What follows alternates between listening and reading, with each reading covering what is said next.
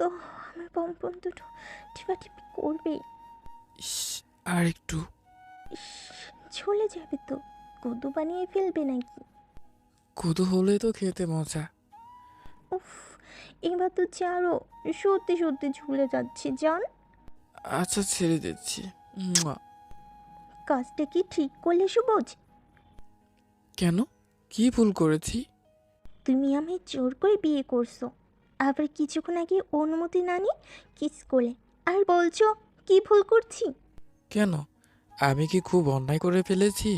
হ্যাঁ, করেছই তো। আমি কারোর করোনা প্রার্থী হয়ে বেঁচে থাকতে চাই না। কালকে আমাকে ডিভোর্স দিবে, নতুবা আমি আত্মহত্যা করতে বাধ্য হব। বলেই মিম কান্না করতে করতে ছাদে চলে যায়। সবুজ খুবই মিশুক ছেলে।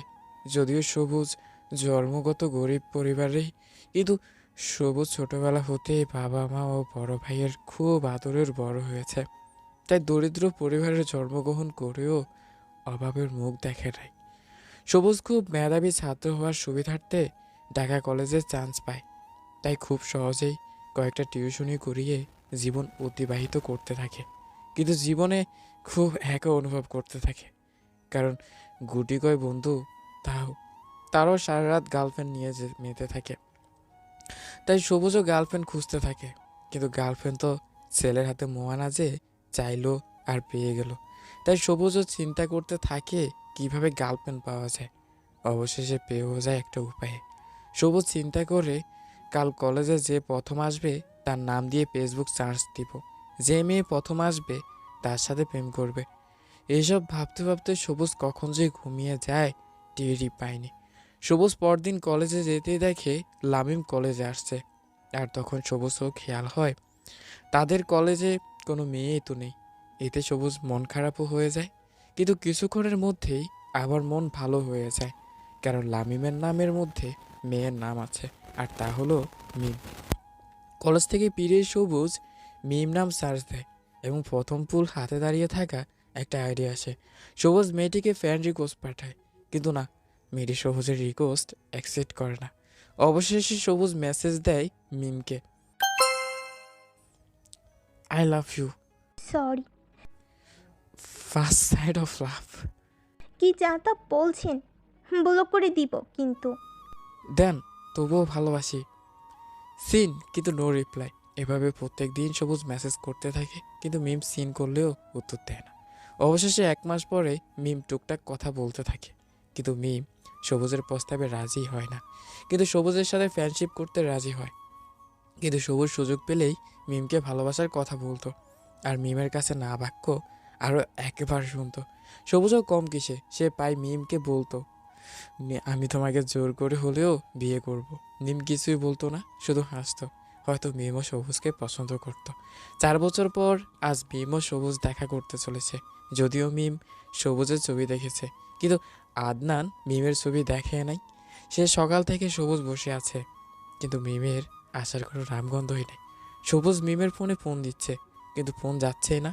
ও, আপনাদের তো বলাই হয়নি, এই 4 বছরের মধ্যে মিম ও সবুজের মধ্যে তাদের নাম্বার আদান প্রদানও হয়ে গেছে, কিন্তু মিম আসছে না। আবার মিমের ফোনও বন্ধ। সবুজের চিন্তা বেড়েই চলেছে।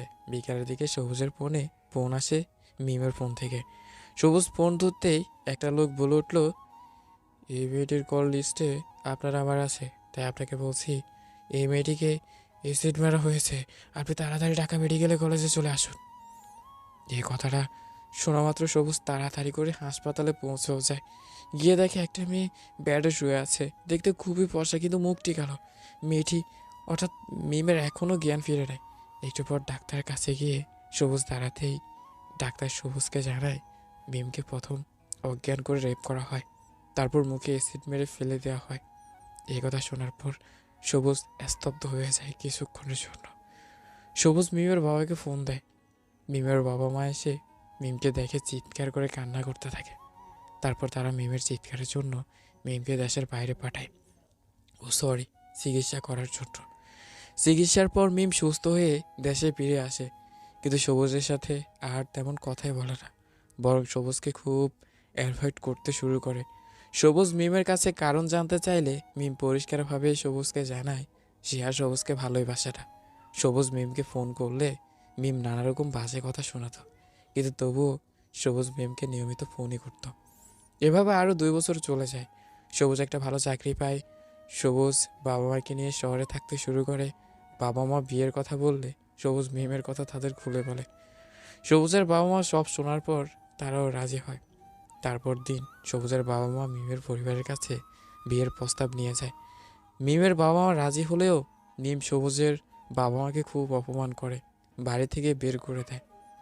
তাই তো আজ সবুজ জোর করে মিমকে কাজে অফিসে নিয়ে গিয়ে বিয়ে করেছে। বাড়িতে আনার পথে মিমকে কিস করে। তাই তো মিম সবুজকে এই হুমকি দিল। সবুজও ছাদে চলে গেল, হাতে একটা ছুরি। গিয়ে মিমের হাত ধরে মিমকে জিজ্ঞেস করে, মিম আমায় তুমি বাসো? না। আমি তোমার অমতে বিয়ে করেছি? হুম। মিম হুম বলার সাথে সাথে সবুজ ছুরি দিয়ে সবুজের হাত কেটে। মিম চিৎকার দিয়ে সবুজের কাছে যায়, কিন্তু সবুজ মিমকে দূরে সরিয়ে দেয় আর বলে, মিম তুমি আমাকে হাত টাচ করবে না। তোমার রক্ত পড়ছে। পড়ুক, তাতে তোমার কি? তুমি তো আর আমাকে ভালোবাসো না। রক্ত পড়ছে, পড়ুক। প্লিজ সবুজ, এমন করো না। এমন করার আর কি দেখছো কি? এখন তোমাকে সিদ্ধান্ত নিতে হবে। যদি তুমি আমাকে ভালোবাসো তাহলে নিচে চলে যাও। আর শুনো, তুমি নিচে নামার আগেই আমি ছাদ থেকে ঝাঁপ দিব। তোমার ভালোবাসা না পেলে আমি বেঁচে থেকে কি করব? প্লিজ সবুজ, পাগলামি করো না। আমার কাছে কিছুই নেই তোমাকে দেবার, তাই আমি দূরে রাখতে চাইছি। আমার তোমার দেহ নয়, তোমাকে চাই। আর না হলে মিম সবুজকে আর কিচ্ছু বলতে দেয় না, গিয়ে জড়িয়ে ধরে বলে, তুমি সত্যি আমায় জোর করে বিয়ে করলে? গল্পটি এ পর্যন্তই। আপনাদের কেমন লেগেছে? এরকম ইন্টারেস্টিং গল্পের জন্য পেজটি ফলো করে রাখবেন। আর কেমন আছে সেটি না হয় কমেন্টস করে জানাবেন। আর মিস্টার রক সবুজ আমি আজকে আবারও মেনশন করে রাখবো, আপনারা যদি একটু বিন্দুমাত্র আমাকে ভালোবেসে থাকেন নতুন পেজটি ফলো করে রাখবেন। আল্লাহ হাফেজ।